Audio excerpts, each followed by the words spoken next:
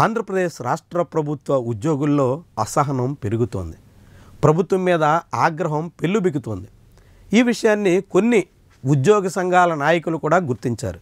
తమ అసంతృప్తిని, అసహనాన్ని ప్రభుత్వం ముందు కూడా నివేదించేందుకు సిద్ధమవుతున్నారు. ప్రభుత్వం కూడా ఉద్యోగుల అసంతృప్తిని గుర్తించకపోతే సమస్యల్లో పడుతుంది అంటూ హెచ్చరిస్తున్నారు. ఇలాంటి తరుణంలోనే నేరుగా రాష్ట్ర ప్రభుత్వ ఉద్యోగులు ఏపీ హైకోర్టులో పిటిషన్ వేశారు. ఇప్పటికే హైకోర్టు ప్రభుత్వానికి నోటీసులు కూడా జారీ చేసింది. పీఆర్సీ, డిఏల పెండింగ్ వంటి సమస్యల మీద ప్రభుత్వం వైఖరి ఏంటో తెలియజేయాలి అంటూ ఆదేశించింది. ఇది ప్రభుత్వానికి చాలా కీలకమైనటువంటి అంశం. ప్రభుత్వం ఎట్టా స్పందిస్తుంది? ప్రభుత్వం స్పందించకపోతే హైకోర్టు ఎలాంటి ఆదేశాలు ఇస్తుంది? హైకోర్టు ఆదేశాలను బట్టి పీఆర్సీ వేసే అవకాశం ఉంటుందా? ఇలాంటి అనేక రకాల చర్చలు అయితే సాగుతున్నాయి. వాస్తవానికి చాలా కాలం పాటు ఉద్యోగ ఉపాధ్యాయ సంఘాలు తమకు సంబంధించినటువంటి ఏదైనా సమస్యలుంటే వాటి మీద ఆందోళనలతోనే, ఉద్యమాలతోనే ప్రభుత్వాలు దిగి వచ్చేలా చేసుకున్నటువంటి అనుభవం ఉంది. ఇటీవల కూడా ఉపాధ్యాయ సంఘాలకు సంబంధించినటువంటి వివిధ అంశాల మీద, ముఖ్యంగా బదిలీలకు సంబంధించినటువంటి విషయంలో రాష్ట్ర ప్రభుత్వం ఏకపక్షంగా సాగుతుంటే ఉపాధ్యాయ సంఘాలన్నీ రోడ్డెక్కి ప్రభుత్వం దిగొచ్చేలా చేశాయి. ఇట్లా ఉద్యమాలు, ఆందోళనల ద్వారా ప్రభుత్వాన్ని దిగువచ్చేలా చేయగలిగినటువంటి సంఘాలు తొలిసారిగా పీఆర్సీ కోసం, డిఏల పెండింగ్ కోసం ఏపీ హైకోర్టుని ఆశ్రయించడం అన్నది ఆసక్తికరంగా మారుతోంది.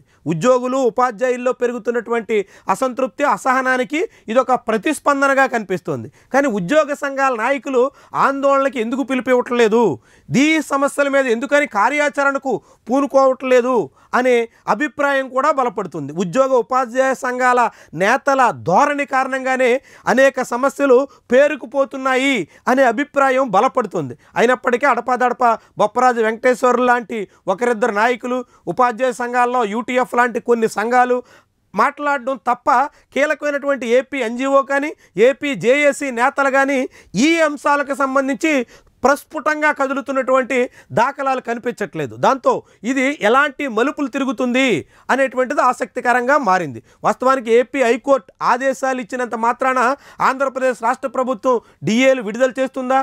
ఆంధ్రప్రదేశ్ రాష్ట్ర ప్రభుత్వంలో చంద్రబాబు సర్కారు పీఆర్సీ వేసేదానికి పూనుకుంటుందా అనే ప్రశ్నలు చాలా మందిలో ఉన్నాయి. కానీ వాస్తవానికి ఏపీ హైకోర్టు అలాంటి ఆదేశాలు ఇచ్చే అవకాశం కూడా ఉంటుందా అనే అభిప్రాయం కూడా చాలా మందిలో ఉంది. ఏమైనప్పటికీ కూడా సిపిఎస్ ఉద్యోగుల సంఘం తరపున ఏపీ హైకోర్టులో పిటిషన్ వేయడం, ఆ పిటిషన్ మీద హైకోర్టు స్పందించడం, స్పందించిన తర్వాత ఇప్పుడు ఆ పిటిషన్ ఆధారంగా విచారణకి నోటీసులు ఇవ్వడం, ప్రభుత్వ స్పందన బట్టి తదుపరి చర్యలు ఉంటాయనేటువంటి అంశాన్ని వెల్లడిస్తుంది. కానీ ఆంధ్రప్రదేశ్లో కూటమి ప్రభుత్వం గద్దెనెక్కిన తర్వాత ఇప్పటి వరకు డిఏలు పెండింగ్లో పెడుతూ, పీఆర్సీ కమిషన్ ఊగిసలాట్లో ఉంచేస్తూ, ఐఆర్ ఊసే లేకుండా ఇతర పెండింగ్ బిల్లులు కూడా కాలయాపన చేస్తూ ఇట్లా అనేక రకాలుగా ఉద్యోగుల్ని తీవ్ర నైరాశ్యంలో ముంచుతున్నట్టు స్పష్టమవుతుంది. ఇలాంటి నేపథ్యంలో ఇప్పుడు హైకోర్టు స్పందన ఎట్టా ఉంటుంది? హైకోర్టు ఏ రీతిని స్పందించినప్పటికీ ఉద్యోగ ఉపాధ్యాయ సంఘాల్లో కదలిక ఏ మేరకు వస్తుంది?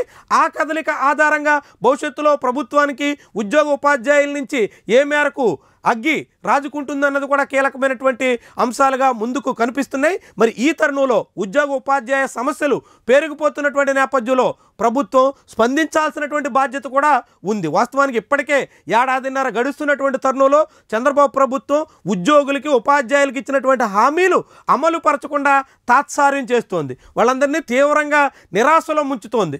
నమ్ముకుని చంద్రబాబు వస్తే ఏదో జరుగుతుందనే ఆశపడినటువంటి వాళ్ళందరినీ ఆశల మీద నీళ్లు జల్లేసినట్టుగా కనిపిస్తోంది. ఇంకా చెప్పాలంటే చంద్రబాబు పాలనలో కన్నా జగన్ హయాంలోనే ఎంతో కొంత మంచి జరిగింది అనే వాదన కూడా బలపడుతుంది. అందుకు కూడా కారణాలు లేకపోలేదు. జగన్మోహన్ రెడ్డి ముఖ్యమంత్రి అయిన వెంటనే జూన్ నెలలో 2019లో ఆయన ముఖ్యమంత్రి అయినందుకు గాను 2019 జూలై నుంచే ఐఆర్ అమలు చేశారు. ఆ తర్వాత పీఆర్సీ విషయంలో ఫిట్మెంట్ మీద అనేక భిన్నాభిప్రాయాలు ఉన్నప్పటికీ పీఆర్సీ కూడా పూర్తి చేశారు. తదుపరి పీఆర్సీకి కమిషన్ వేశారు. కానీ చంద్రబాబు సర్కార్ మాత్రం ఐఆర్ ఇవ్వట్లేదు. పీఆర్సీ మొత్తం కమిషన్ రద్దు అయిన తర్వాత కొత్త కమిటీ వేయట్లేదు. ఇతర అనేక రకాల సమస్యల విషయంలో కూడా నాంచుతూ తీవ్రమైనటువంటి నిర్లక్ష్యాన్ని ప్రదర్శిస్తుంది. ఇది కూడా జగన్మోహన్ రెడ్డి హయాంలోనే ఎంతో కొంత మేలు జరిగింది కదా అనే వాదనకు, అభిప్రాయానికి ఆస్కారం ఇస్తుంది. ఇలాంటి తరుణంలో రాష్ట్ర ప్రభుత్వం ఎట్టా స్పందిస్తుంది? హైకోర్టు ఇచ్చినటువంటి నోటీసులతో ఏ మేరకు దిగువస్తుంది? ఎట్లాంటి అఫిడవిట్ని కోర్టు ముందు ఉంచుతుంది? దాని ఆధారంగా ఉద్యోగ ఉపాధ్యాయులకి ఎంత మేరకు మేలు జరుగుతుంది? మేలు జరగకపోతే ప్రభుత్వం ప్రభుత్వం దిగి రాకపోతే ఉద్యోగ ఉపాధ్యాయ సంఘాల్లో ఎలాంటి కదలిక వస్తుంది? ఇవన్నీ కూడా కీలకమైనటువంటి పరిణామాలుగా మనం భావించాల్సి ఉంటుంది.